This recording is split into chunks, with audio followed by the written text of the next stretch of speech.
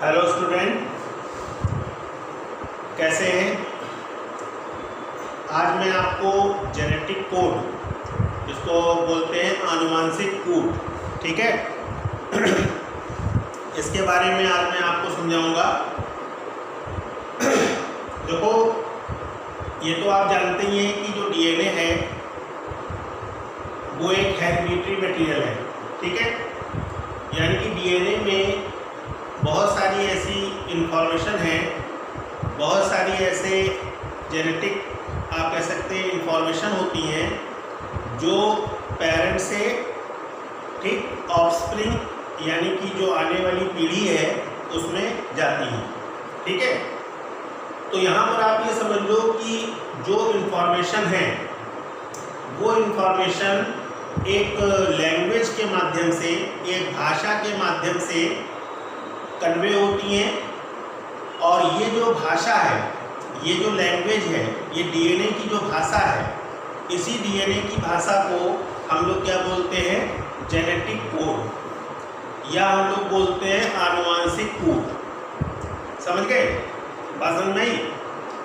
देखो, इसको आप लोग इस तरह समझ लो कि हमारा जो शरीर है वो किससे बना है, वो बना है प्रोटीन से, ठीक है। और अगर हम प्रोटीन की बात करते हैं तो प्रोटीन जो है वो डिपेंड करती है अमीनो एसिड पर। यानी कि जो अमीनो एसिड हैं उन्हीं के ठीक संयोजन से प्रोटीन की फॉर्मेशन होती है। आप इसको ऐसे समझ लो कि 2 अमीनो एसिड ठीक combine with water by peptide bond, ठीक, to form 1 molecule of protein, that is polypeptide chain of protein. 2 amino अम्ल जल के अणु के सहायता से पेप्टाइड बंध द्वारा जुड़ते हैं, जिससे प्रोटीन अणु का निर्माण होता है।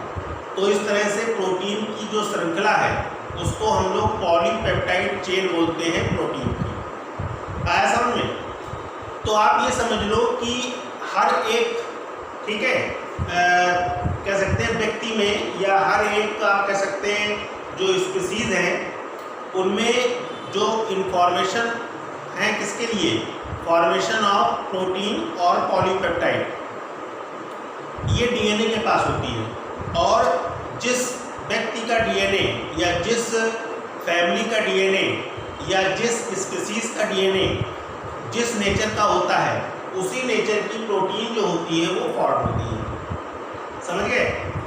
आप इसको ऐसे भी समझ सकते हो कि जैसे मान लो एक फैमिली के, एक ही परिवार के जिनका ब्लड रिलेशन है, ठीक है, अगर हम उनको एक लाइन से खड़ा कर दें, ठीक है, और आप उनको एग्जामिन करो एज ए फिजिकल अपीयरेंस, बाह्य लक्षण के आधार पर अगर आप उनको चेक करो तो आप पाओगे कि उन सभी सदस्यों में कुछ ना कुछ क्या है, सिमिलरिटीज़ है। और वो सिमिलरिटीज जो है, ठीक है, वो सिमिलरिटीज जो है वो इसलिए है क्योंकि उनकी जो डीएनए इंफॉर्मेशन है, डीएनए की जो लैंग्वेज है, डीएनए का जो जेनेटिक कोड है, वो सबका कैसा है, एक समान। आया समझ में। तो आप ये समझ लो, इसको ऐसे भी समझ सकते हो कि डीएनए का वो भाग जिसमें ये इंफॉर्मेशन होती है कि वो किस प्रकार की प्रोटीन को बनाएगा, ठीक है, इस इंफॉर्मेशन को डीएनए का जो भाग, ठीक है, डीएनए का जो भाग रिप्रेजेंट करता है, इसको हम लोग बायोलॉजी की लैंग्वेज में बोलते हैं जीन। तो जीन डीएनए की वो इकाई है, जीन जो है डीएनए का वो पार्ट है, डीएनए की वो इकाई है जो प्रोटीन, एक प्रोटीन के निर्माण में क्या होती है, यूज होती है। समझ गए। अब ये जो जीन है वो डीएनए में एक इंफॉर्मेशन के रूप में, एक लैंग्वेज के रूप में, ठीक है, डीएनए से आरएनए में ट्रांसफर होता है। अगर हम इसको एक सीरियल से लें तो देखो, सीरियल से इस तरह से ले सकते हैं डीएनए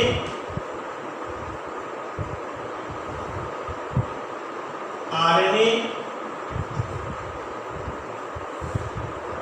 फिर प्रोटीन, ये सीरियल होता है इसका।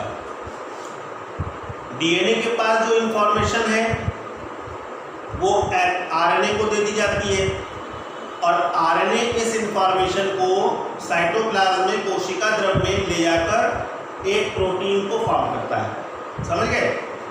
अब देखो यहाँ पर जो डीएनए है उसके पास जो अपनी लैंग्वेज है जिसको हम लोग जेनेटिक कोड बोल रहे हैं, वो लैंग्वेज या वो जो आप कह सकते हैं भाषा है वो किसके द्वारा? आरएनए के द्वारा। तो यहाँ पर ये जो आरएनए है इसको हम लोग मैसेंजर आरएनए, है ना, मैसेंजर आरएनए। मैसेंजर का मतलब क्या हो गया? संदेशवाहक। तो यहाँ पर डीएनए जो है वो स्वयं नहीं जाता है बल्कि वो अपने एक सब्स्टिट्यूट आरएनए को प्रोटीन निर्माण में यूज करता है जिसके पास डीएनए की लैंग्वेज होती है और वो ही लैंग्वेज क्या कहलाती है? Genetic code. आया समझ में? अब देखो यहाँ पर मैं आपको बता दूं कि जो जेनेटिक कोड है वो सीधी सी बात है कि डीएनए के पास 4 न्यूक्लियोटाइड हैं।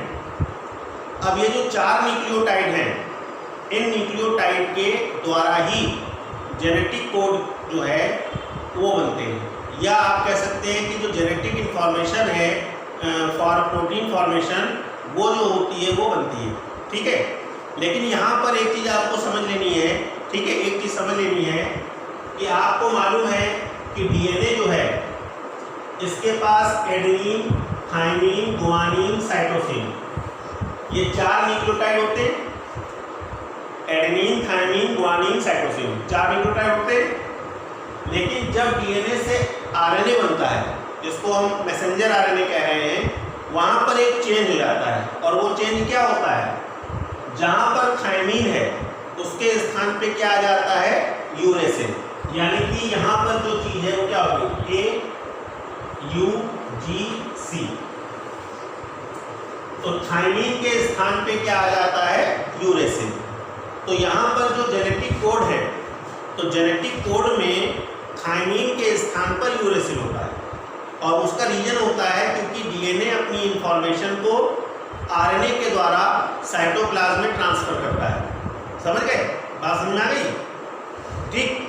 अब यहाँ पर एक चीज़ और समझ लो, जो डीएनए है जब वो आरएनए को बनाता है तो इस क्रिया को हम लोग बोलते हैं ट्रांसक्रिप्शन। ट्रांसक्रिप्शन, ठीक है।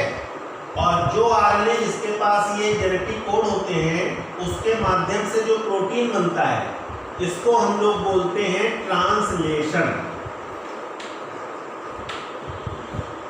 तो एक होता है ट्रांसक्रिप्शन जो डीएनए से आरएनए बनाता है और दूसरा होता है आरएनए से प्रोटीन का बनना जो इसकी इंफॉर्मेशन है उसके अकॉर्डिंग, ठीक, प्रोटीन को फॉर्म करना। ये आपका कहलाता है ट्रांसलेशन। आया समझ में?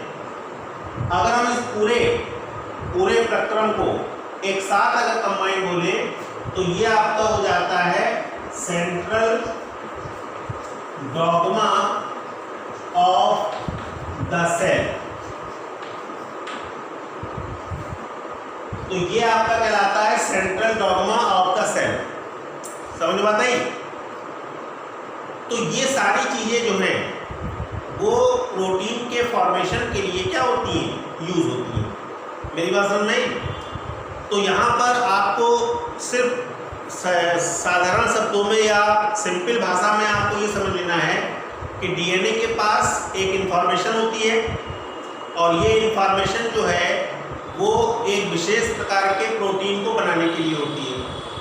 ये इंफॉर्मेशन एक भाषा के रूप में एमआरएनए के पास आती है। एमआरएनए पास जो डीएनए की भाषा है उसको हम लोग जेनेटिक कोड कहते हैं और इसी भाषा के अनुरूप सेल में, कोशिका में राइबोसोम की मदद से, आरएनए की मदद से अमीनो एसिड के द्वारा प्रोटीन को बनाया जाता है। आया समझ में? तो ये पूरी जो प्रोसेस है ये 2 स्टेप में पूरी होती है। पहली स्टेप जो होती है वो ट्रांसक्रिप्शन होती है और दूसरी स्टेप जो होती है वो ट्रांसलेशन। अगर इसको हिंदी में बोलते हैं तो ये आपका हो जाता है अनुलिपीकरण और ये हो जाता है अनुवादन। आया समझ में? क्लियर है? ठीक। अब देखो, अगर हम जेनेटिक कोड की बात करते हैं तो देखो अगर हम केवल जेनेटिक कोड की बात करते हैं तो देखो इसमें कई सारे साइंटिस्ट हैं, जैसे आपके वाटसन क्रिक हो गए, ठीक है, नीरेनबर्ग हो गए, ठीक, J.H. मिथाई हो गए, होली हो गए,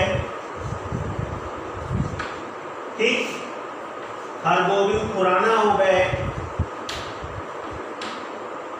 ये कुछ साइंटिस्ट हैं जिनके नाम आपको जेनेटिक कोड के लिए याद रखने हैं, जिसमें से मेन अगर हम देखें तो मेन आपके हैं नीरेनबर्ग, J.H. मिथाई और क्रिक। इन्होंने अपने ऑब्जर्वेशन द्वारा जेनेटिक कोड के बारे में बहुत सारी इंफॉर्मेशन, बहुत सारी डिस्कवरी की और उसके अकॉर्डिंग जेनेटिक कोड को ईजिली सॉल्व करने में आसानी हुई। समझ रहे हैं मेरी बात? अब देखो यहाँ पर अगर हम जेनेटिक कोड की बात करते हैं तो यहाँ पर आप लोग पहले ये समझ लो, अगर हम प्रोटीन की बात करते हैं तो मैं आपको बता दूं कि प्रोटीन जो है वो मात्र 20 अमीनो एसिड से बनता है। हमारे शरीर में 20 प्रकार की अमीनो एसिड होती हैं जो प्रोटीन के निर्माण में भाग लेती हैं। समझ रहे हैं? अब ये जो 20 प्रकार की अमीनो एसिड हैं, इनमें से 10 जो होती हैं वो हमको अपनी बॉडी से मिलती हैं। ये नॉन एसेंशियल होती हैं जो हमारे शरीर में स्वयं बनती हैं, ठीक है। और जो 10 होती हैं ये हमको अपने भोजन से मिलती हैं, ये एसेंशियल होती हैं। समझ गए? तो अब आप ये सोचो कि 20 प्रकार के अमीनो अम्ल के लिए जेनेटिक कोड होते हैं, ठीक है। अब यहाँ पर अगर हम जेनेटिक कोड की बात करें तो 20 अमीनो अम्ल के लिए डीएनए के पास इंफॉर्मेशन होती है और वो इंफॉर्मेशन किसके रूप में होती है? कोड के रूप में। तो ये जो कोडिंग सिस्टम है ये 20 अमीनो अम्ल के लिए होता है और ये इंफॉर्मेशन मैसेंजर आरएनए के द्वारा साइटोप्लाज्म में पहुंचती है और वहाँ पर उस मैसेज के द्वारा स्पेसिफिक अमीनो एसिड को, विशेष प्रकार की अमीनो अम्ल को क्या किया जाता है? प्रोटीन फॉर्मेशन में यूज किया जाता है। बात समझ में आ रही है? अब यहाँ पर तुम लोग ये सोच रहे होंगे कि केवल 20 अमीनो अम्ल है ना? आपके दिमाग में एक क्वेश्चन आ रहा होगा कि केवल 20 अमीनो अम्ल हैं और दुनिया में लगभग 6.2 अरब 6.3 इतने लोग हैं, तो ऐसा कैसे हो सकता है कि केवल 20 अमीनो अम्ल इतने सारे प्रोटीन को फॉर्म कर सकती है? तो उसके लिए मैं आपको बहुत सिंपल सा एक एग्जाम्पल बता रहा हूँ। देखो, आप सबको मालूम है कि इंग्लिश में अल्फाबेट कितने हैं? 16 हैं। 26 अल्फाबेट है, ABCDEFG Z है, याद है? ठीक। अब आप सोचो 26 अल्फाबेट कितने वर्ड्स का निर्माण करते हैं? है सीमा कोई? केवल 26 ही वर्ड तो हैं A to Z, लेकिन इन A से Z के बीच में जितने वर्ड्स हैं वो कितने करोड़ों अरबों वर्ड्स की फॉर्मेशन करते हैं। और ऐसा क्यों होता है? ऐसा होता है इनकी सीक्वेंस में चेंज लाने से। जो 26 अल्फाबेट हैं इनको हम लोग चेंज करते जाते हैं और चेंज करने से नए नए वर्ड जो हैं वो हमारे पास आते हैं। ठीक है, बात समझ में आई? क्लियर? उसी तरह से आप एक दूसरा एग्जाम्पल अगर लो, आप जिस घर जहाँ पर भी रहते हो, जिस मोहल्ले में रहते हो, अपार्टमेंट्स में रहते हो या फिर किसी कॉलोनी में रहते हो, तो आपने देखा होगा कि अगर वो कॉलोनी किसी सोसाइटी की है या फ्री होल्ड प्लाट है, तो वहाँ पर आप देखोगे कि जितने भी मकान हैं सभी का जो डिज़ाइन है वो चेंज होता है। हर मकान अलग दिखेगा, लेकिन क्या उस मकान में कोई अलग अलग चीज़ लगी है? सारे मकान ईंट से बने, ब्रिक से बने कि नहीं? बस अंतर क्या है, सभी मकानों में जो ब्रिक्स हैं उनकी सीक्वेंस को चेंज कर दिया गया है, उनका जो बाइंडिंग क्रम है उसको चेंज कर दिया गया है। तो इससे क्या हुआ, मकानों का जो एक्सटर्नल फिजिकल अपीयरेंस है, बाहर से जैसा मकान दिख रहा है वो आपको क्या है, चेंज हो जाता है। सेम कंडीशन आपकी यहाँ है। ये जो 20 अमीनो अम्ल हैं इनकी सीक्वेंस के चेंज होने पर करोड़ों प्रोटीन की फॉर्मेशन होती है। और यही कारण है कि हम देखते हैं कि दुनिया में जितने भी ह्यूमंस हैं, जितने भी एनिमल्स हैं, जितने भी प्लांट्स हैं, सभी का फिजिकल अपीयरेंस एक दूसरे से क्या है, चेंज है। ठीक है, मैंगो का जो ट्री है वो बनाना ट्री से अलग है, बनाना का ट्री जो है वो नीम के ट्री से अलग है कि नहीं? तो ये क्यों है? क्योंकि सभी की इंफॉर्मेशन फॉर प्रोटीन, ठीक, फॉर्मेशन जो लैंग्वेज है वो क्या है, चेंज है। यानी कि जेनेटिक कोड सबके क्या है, अलग अलग है। बात समझ में आ गई? क्लियर? ठीक। अब देखो एक चीज और समझो, अभी मैंने आपको बताया कि जो डीएनए है उसके पास 4 कोड हैं, और जब ट्रांसक्रिप्शन होगा तो ये हो जाएगा 4 कोड हैं, क्लियर है? और एमिनो एसिड कितने हैं, 20। अगर हम किसी एक कोड को अमीनो एसिड का कोड मान लें तो हमको कितने जेनेटिक कोड मिलेंगे, ओनली 4, जबकि अमीनो एसिड कितनी है, 20। यानी कि यहाँ पर -16 एमिनो एसिड जो होंगे उनका कोड नहीं बन पाएगा। बात समझ में आ रही है?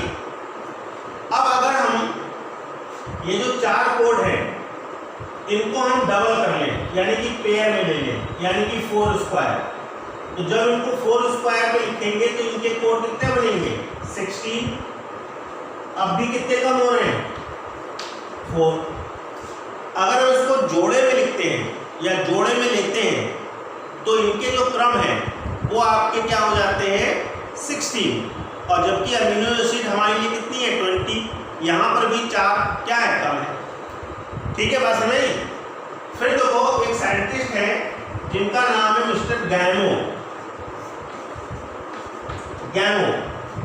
इन्होंने अपने ऑब्जर्वेशन में ये बताया कि जो प्रोटीन, ठीक, संश्लेषण के लिए, प्रोटीन सिंथेसिस के लिए जो जेनेटिक कोड होते हैं वो वास्तव में 4q होते हैं, यानी कि किस फॉर्म में, ट्रिपलेट।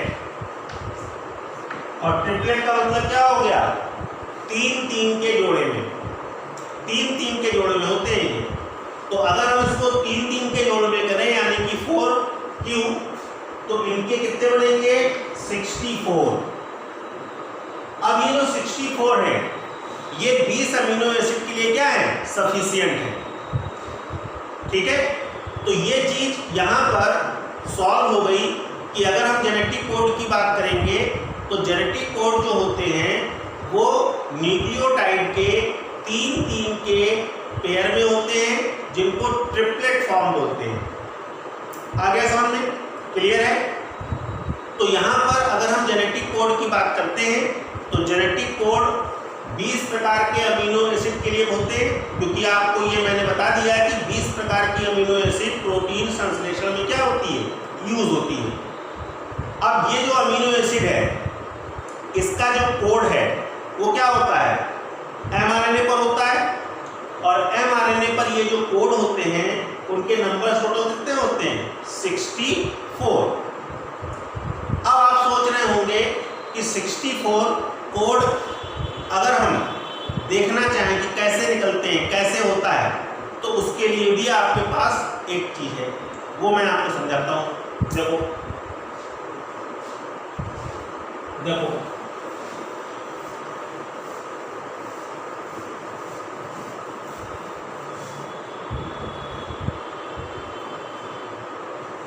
देखो, एक आपका हो गया U C A G, 4 code हुए। mRNA में थाइमिन के स्थान पे यूरोसिल हो जाएगा।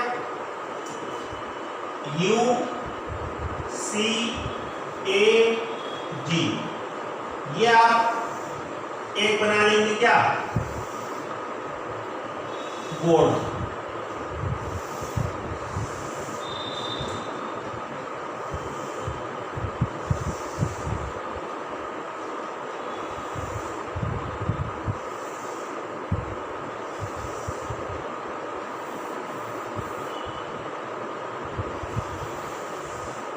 ठीक,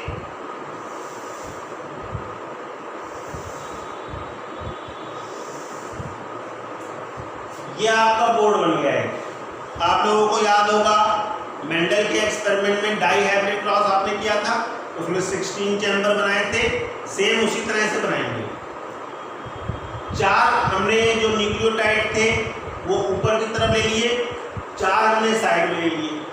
अब चूंकि ये ट्रिपलेट फॉर्म में है, 3-3 के जोड़े में है, तो हर एक कॉलम में हम इन चारों को एक साथ लेंगे। देखो U C A G, U C A G, U C A G, U C A G, ऐसे करके।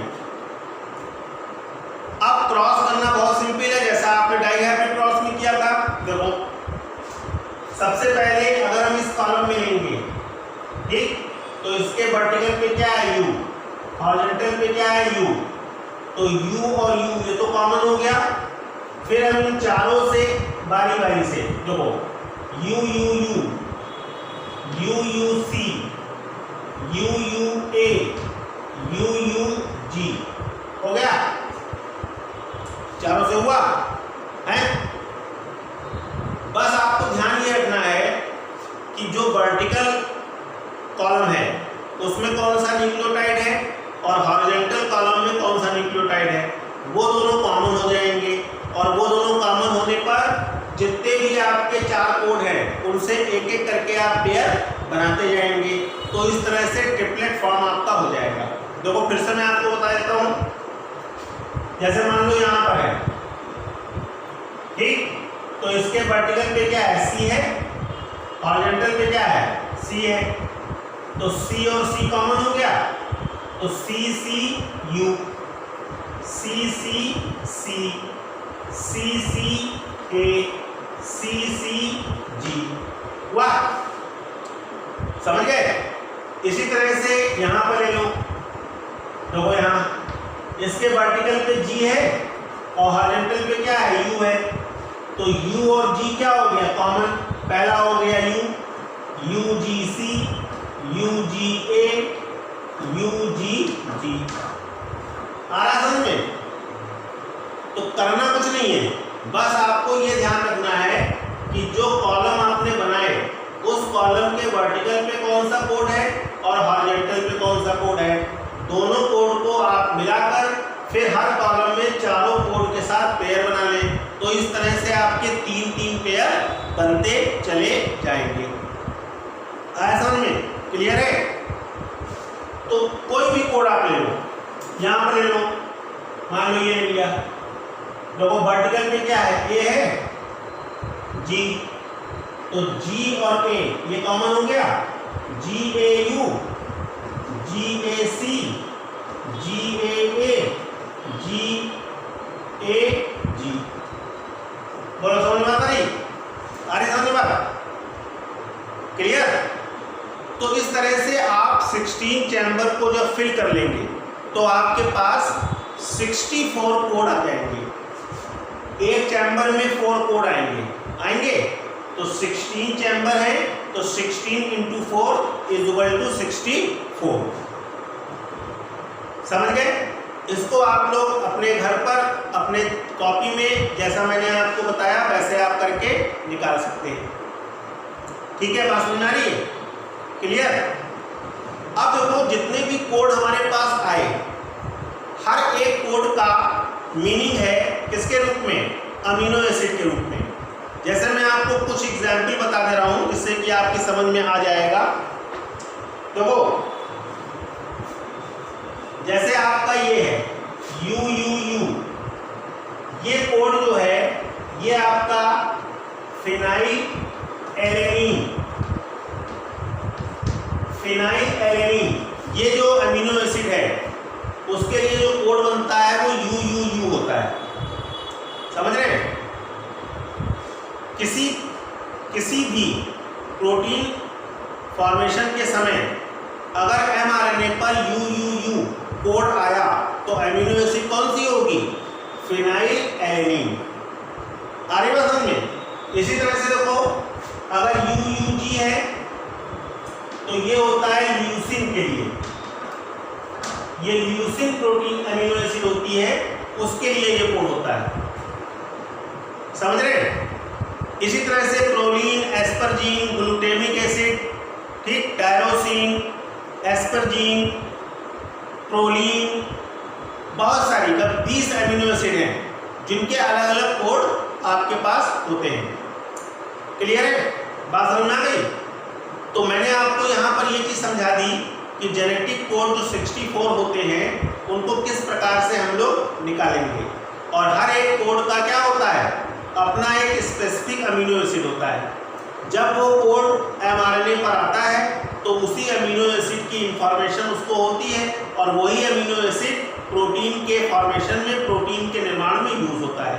तो इस तरह से क्या होता है, जो अमीनो एसिड है उसकी जो सीक्वेंस है वो हर एक व्यक्ति में क्या होती है? अलग हो जाती है।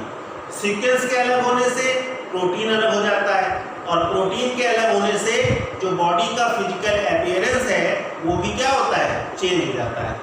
यही आपका होता है क्या? वेरिएशन। इसी को हम लोग बोलते हैं विभिन्नता। आया समझ में? क्लियर? अब लास्ट पॉइंट है आपका कि जेनेटिक कोड जो है उनकी विशेषताएं क्या हैं, उनके साइलेंट फीचर्स क्या हैं, उनको भी आप जल्दी से समझ लीजिए। देखिए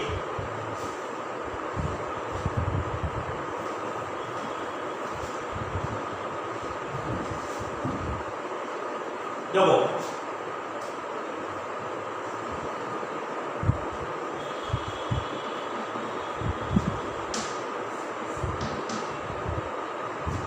अब मैं आपको इसको एक एक करके समझा दे रहा हूं तो आप लोग की समझ में आ जाएगा।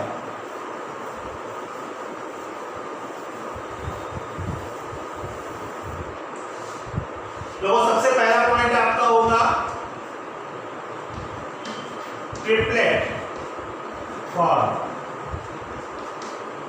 यानी कि जो जेनेटिक कोड है वो आपके किस फॉर्म में होते हैं? ट्रिपलेट फॉर्म में होते हैं। ये मैंने आपको भी समझा दिया। और ट्रिपलेट फॉर्म का मतलब क्या हो गया? 3 जोड़े में। क्लियर है?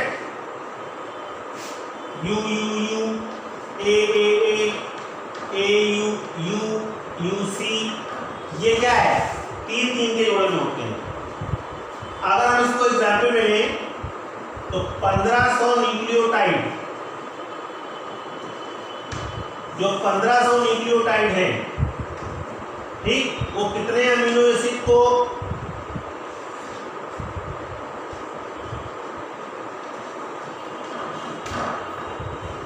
1500 न्यूक्लियोटाइड 500 अमीनो एसिड के कोड बनेंगे, क्योंकि एक कोड 3 न्यूक्लियोटाइड का होगा तो 1500 से कितने कोड बनेंगे? 500, और हर एक कोड एक अमीनो एसिड को रिप्रेजेंट करेगा।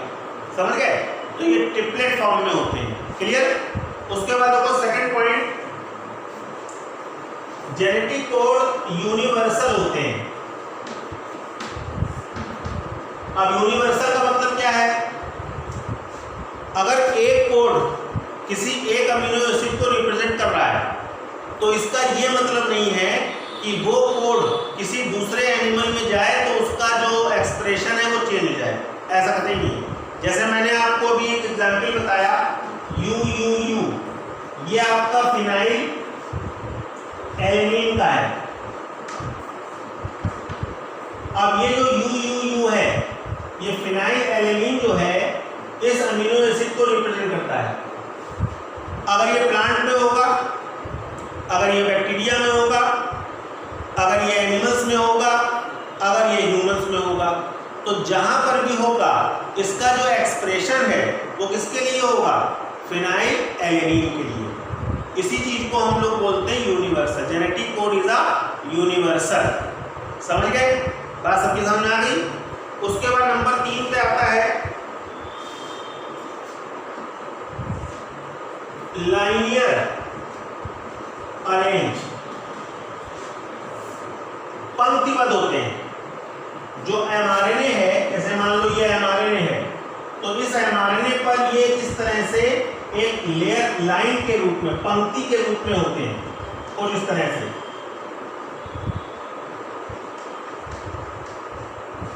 पंक्तिबद्ध लाइनियर होते हैं, जिगजैग नहीं होते हैं, बस एक लाइन में होते हैं और उसी लाइन में ये अरेंज होते हैं, तो पंक्तिबद्ध होते हैं ये। समझ गए? फिर नंबर 4 पे आपका आता है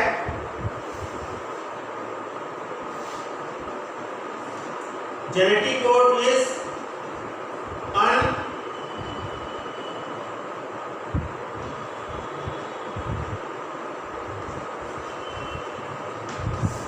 अनकॉम्बिगस।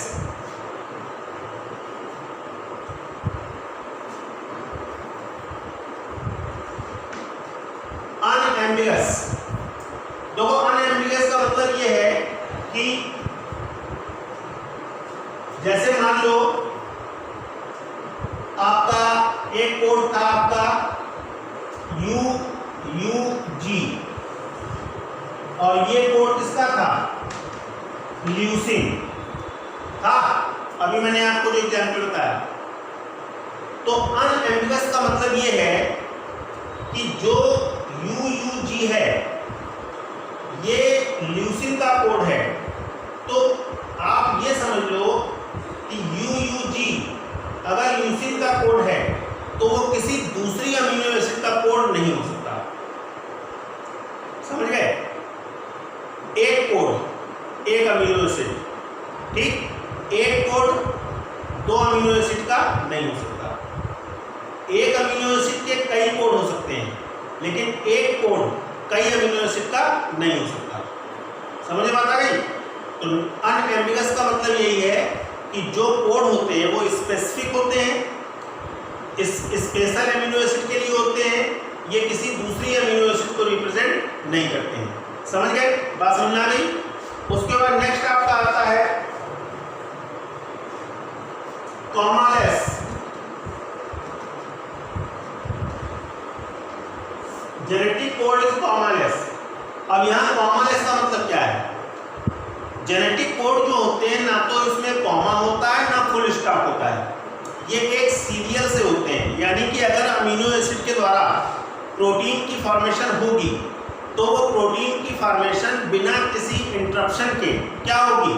कंटिन्यू होगी। अगर मान लो यहाँ से प्रोटीन का निर्माण स्टार्ट हुआ तो ये कंटिन्यूअस होता जाएगा। अब इसका जो कंटिन्यूअस टर्म है ये एक स्टॉप, ठीक, बटन होता है। प्रोटीन का जो संश्लेषण है वो जब स्टार्ट होता है तो वो तब तक होता रहता है जब तक एमआरएनए पर स्टॉप बटन ना आ जाए, और वो स्टॉप बटन उस प्रोटीन सिंथेसिस को क्या करता है? रोकने का काम करता है। लेकिन इसके बीच में, जेनेटिक कोड के बीच में ना तो कहीं पर कॉमा होता है ना कहीं फुल स्टॉप, यानी कि बिना किसी इंटरप्शन के अमीनो एसिड प्रोटीन की फॉर्मेशन में जुड़ती चली जाती है अकॉर्डिंग टू जेनेटिक कोड। समझ में आई? ठीक, जेनेटिक कोड के आधार पर अमीनो जुड़ते जाते हैं और कहाँ पर रुकते हैं? जहाँ पर समापन कोड होता है। समापन कोड का मतलब जहाँ पर प्रोटीन संश्लेषण बंद होता है। ठीक है? नेक्स्ट पॉइंट आपका आता है, नेक्स्ट पॉइंट आपका आता है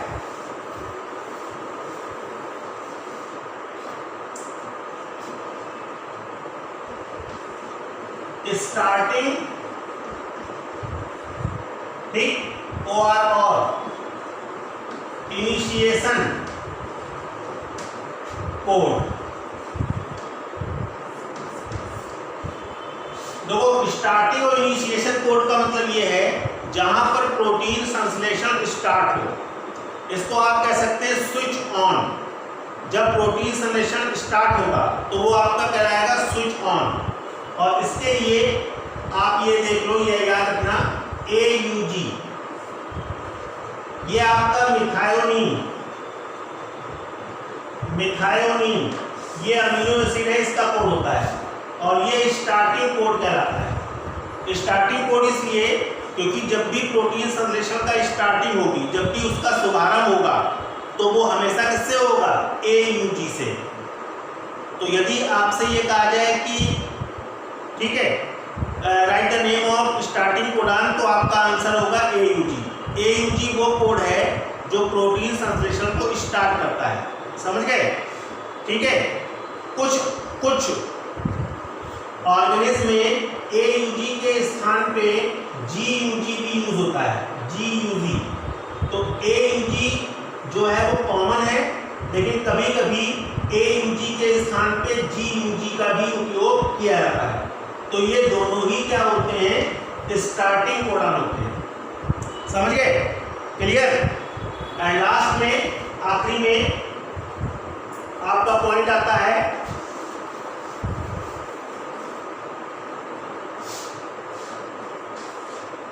स्टॉप कोडान।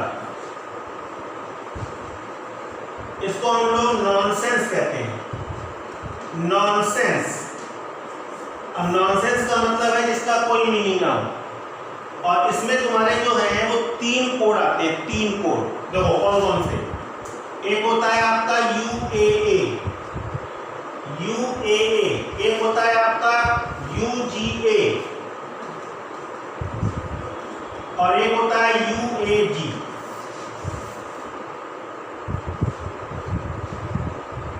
इन तीनों को याद रखिएगा, UAA, UGA, UAG। ये 3 कोड होते हैं आपके जो स्टॉप कोडान होते हैं, नॉनसेंस होते हैं। यानी कि इन तीनों कोड का कोई भी अमीनो एसिड नहीं होता है। ये किसी भी अमीनो एसिड के कोड नहीं होते हैं, इसीलिए इनको नॉनसेंस कहते हैं। बात समझ में आ रही है? तो नॉनसेंस का मतलब without any amino acid code, समझ गए? तो mRNA पर ये जो कोड होते हैं वो लाइनियर होते हैं, इनमें ओवरलैपिंग नहीं होती। ओवरलैपिंग का मतलब एक के ऊपर एक नहीं होते हैं, ये बिल्कुल लाइन से होते हैं, इसीलिए इनमें ओवरलैपिंग नहीं होती, समझ गए? AUG स्टार्ट करता है, इन तीनों कोड में से कोई भी कोड आता है तो वो नो अमीनो एसिड होती है, यानी कि अमीनो एसिड को कोड नहीं शो करता है, इसलिए प्रोटीन संश्लेषण क्या होता है? ब्रेक हो जाता है। क्लियर? बात समझ में आ गई? तो इस तरह से आपके लिए बहुत सारी चीज़ें इसमें ऐसी हैं जो इम्पोर्टेंट हैं, एग्ज़ाम में आती हैं, बोर्ड में आती हैं, कंपटीशन एग्ज़ाम में आती हैं। मैंने आपको बहुत सरल भाषा में जेनेटिक कोड का जो पूरा टॉपिक है उसको समझा दिया है, ठीक है? तो ध्यान से आप इस वीडियो को देखो, समझो। कोई प्रॉब्लम हो तो कमेंट करो, ठीक है? Okay, thank you.